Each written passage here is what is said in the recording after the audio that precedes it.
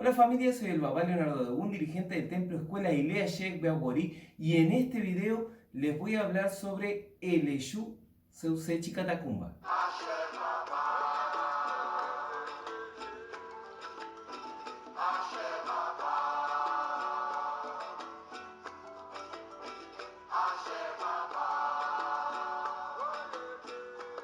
Bien, fundamentalmente voy a hablar aquí de tres cosas. La primera cosa es decodificar un poquito, aclarar su nombre.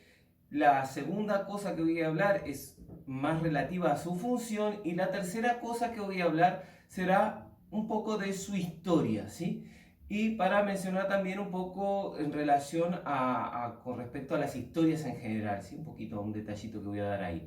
Bien, para empezar con el nombre, tenemos que definir bien lo que es una catacumba, ¿sí? No todo el mundo comprende bien lo que son las catacumbas, ¿sí? Las catacumbas son cuevas debajo de la tierra en las cuales se entierra a los muertos. Hasta hoy en día existen catacumbas, pero antiguamente eran más famosas, sobre todo en la época de los romanos, utilizar este tipo de edificación, digamos, ¿sí? Este tipo de cuevas para enterrar a los muertos ahí abajo y también para hacer distintos tipos de ceremonias, ¿sí? Como por ejemplo la cueva en donde se puso a Jesús, ¿sí? Antes de que resucitara, pues eso era también una catacumba, ¿sí?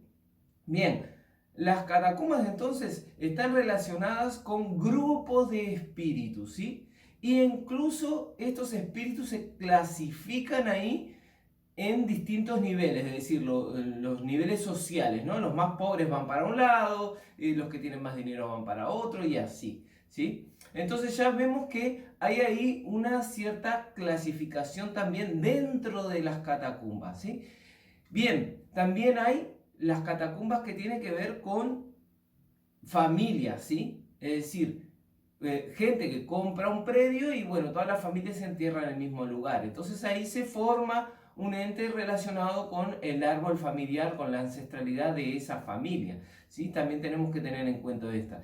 Y otra cosa que tenemos nosotros enfocado como si, digamos, relacionado con el concepto de catacumba son cuando se entierra gente que se muere toda junta, ¿sí? Antiguamente como los nazis que hacían un pozo y metían todos ahí adentro y morían todos ahí adentro y los tapaban. Esto no es evidentemente una catacumba normal, pero como es un grupo de gente que está enterrada toda junta y amontonada, se considera también que entra dentro de lo que serían las catacumbas. Porque también tenemos que tener en cuenta que las catacumbas en realidad son como si fueran cementerios subterráneos, ¿sí?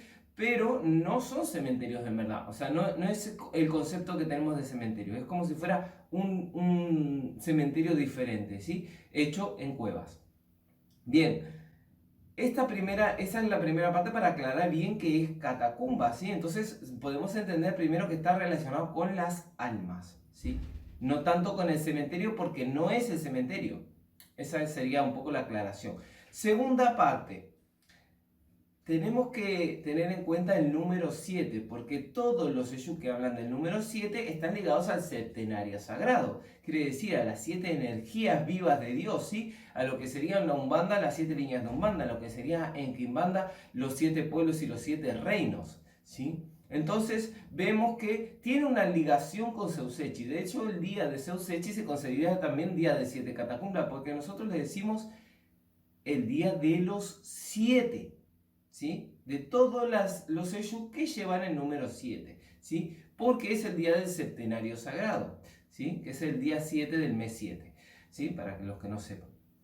Bien, entonces, tenemos que 7 catacumbas, el Eshu 7 catacumba, ¿sí? Entonces está ligado al septenario sagrado. ¿Y cómo está ligado al septenario sagrado? Siendo él responsable de un pueblo, de uno de los 7 pueblos, y de ahí derivándose como jefe de ese pueblo y a su vez conector de ese pueblo con los 7 reinos, ¿sí? Ya en otro video hablaré sobre las distintas divisiones de la jerarquía, los reinos y los pueblos. Pero bueno, aquí lo menciono porque viene al caso, ¿sí? Bien, entonces, es muy importante entender esto del septenario sagrado y si no entienden a qué se refiere con el septenario sagrado, les dejaré por aquí un video sobre el septenario sagrado. Sí, ese video hablará de la Umbanda, pero igualmente es lo mismo. El septenario sagrado son 7 energías, ¿sí?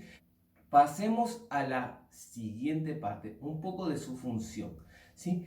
Bien, la función de este Shu básicamente es como guardián del astral. Es el mismo, propiamente, la función de los señores del karma, ¿sí? Él se encarga de limpiar los lugares cuando se retira, ¿sí? Cuando se retira él se lleva mucha carga pesada con él, ¿sí? Mucha negatividad.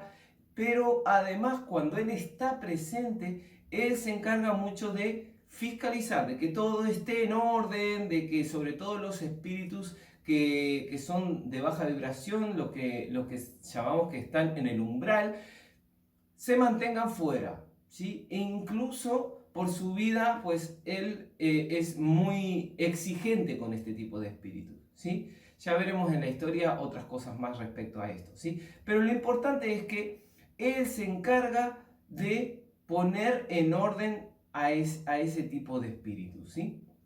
Y bueno, además de esto, como decía, es uno de los señores del karma. Se encarga mucho de regular el karma. Entonces, por ese motivo, de repente puede sanar también, de repente puede hacer, como digo, como señor del karma, manifestando cosas del orishá en la vida de la persona, ¿sí? Puede enviar también la parte de mensajes, porque como la Pompallera de las Almas, el Jesús 7 Cruceros, trabaja como en esa vibración, ¿sí? Entonces se puede comunicar mucho a través de sueños también, pero su función principal no es esa de los sueños, ¿sí? Ni de la parte esa de comunicación, sino, como decía, el trabajo con los espíritus que llamamos espíritus obsesores. Les dejaré por aquí un video sobre los espíritus obsesores para que tengan más en cuenta a qué me refiero, ¿sí? Pero su trabajo básicamente es capturar a espíritus obsesores y, como decía, mantener un ambiente tranquilo dentro de una sesión. Y por eso muchas veces Siete Catacumba prefiere estar alejado, cerca de la puerta, no suele hablar mucho y es un Eshu que denominamos que es serio. Y entonces esas características lo hacen mantener lo que sería un perfil, ¿sí? Que impone un poco a los espíritus y cuida la puerta. Es un guardián, ¿sí? En lo que son los rituales se representa como un guardián. Bien, vamos un poquito a la historia entonces ahora para ir entendiendo mejor a este Shu. Bien, primero debemos de entender que sus primeras reencarnaciones, este Shu ya tenía relación con lo que son las catacumbas, ¿sí? Muchos de ellos describen que pertenecen a la primera parte del cristianismo, ¿sí? El cristianismo primitivo, cuando los cristianos se escondían para que los romanos no los capturaran, y muchos de esos se escondían mismo en las catacumbas, ¿sí? Porque la gente ahí no solía ir por el tema principalmente del olor, porque habían de repente algunas enfermedades. Ahí directamente se enviaba a la gente para que muriera cuando la gente estaba muy mal, había leprosos o gente así, muy enferma, las mandaban ahí para que ya directamente estuvieran cerca de donde iban a quedar después que se murieran. Entonces, había todo un trabajo en torno a las catacumbas, no era un lugar que no había nadie, ¿sí? Era un lugar muy activo porque además se hacían ceremonias para los muertos allí. Como decía antes, se hacían ceremonias funerarias y otro tipo de rituales, o sea que ahí hay una parte de magia muy importante, ¿sí? Una parte ritualística, una parte incluso de magia negra a veces relacionada con los necromantes y todo esto, la magia, lo que digo, el trabajo con los muertos, el trabajo con las almas, ¿sí? Bien, entonces, este Shu en sus primeras encarnaciones siempre tuvo una relación con las catacumbas, ¿sí? De ahí su nombre también, ¿sí? En su historia siempre tiene que contar algo relacionado con las catacumbas, ¿sí? Ya sea por la parte de hechicería, ya sea por la parte de refugiar a otras personas, como decía en este caso los católicos, o por otras cosas, siempre está relacionado. Luego, otra parte de las reencarnaciones que Catacumba siempre cuenta y tal, tienen que ver con Europa, ¿sí? Siempre tienen que ver con Europa, por lo menos en las primeras encarnaciones, ¿sí? Entonces, la historia que yo conozco cuenta de que este Yu tuvo varias reencarnaciones en Europa hasta que después sus últimas reencarnaciones fueron en Francia y así viajó con los soldados franceses a lo que es Brasil y luego murió en Brasil. Luego volvió a reencarnar en Brasil, ¿sí? Como un descendiente de esclavos, hijo de 2 africanos, que cuando fue mayor se convirtió en un capitán de mato. ¿Sí? Para quien no sepa, el capitán de mato eran africanos que normalmente eran liberados para que pudieran capturar a los africanos que se escapaban. Entonces de esta manera podemos ver que esa persona en realidad capturaba a sus propios hermanos, ¿sí? Esto es más o menos lo que hace el Eshu con los espíritus del purgatorio o del umbral. Los controla, ¿sí? Si alguno se escapa del umbral, él va, los captura, los trae de nuevo y los pone en su sitio, ¿sí? No es entonces tanto un espíritu que sea de reclutar o de sacar a los espíritus del umbral, sino vigilante de que los espíritus no se escapen del umbral, ¿sí? Entonces, esta función la cumple como lo que digo, porque principalmente estuvo relacionado con los capitanes de mato o con otra función igual. Cada uno tendrá su historia, evidentemente, y esto hay que tenerlo en cuenta. No todos los espíritus tienen la misma historia, pero sí todos los espíritus deben tener una historia que se relacione en el fondo, o sea, debe ser similar, ¿sí?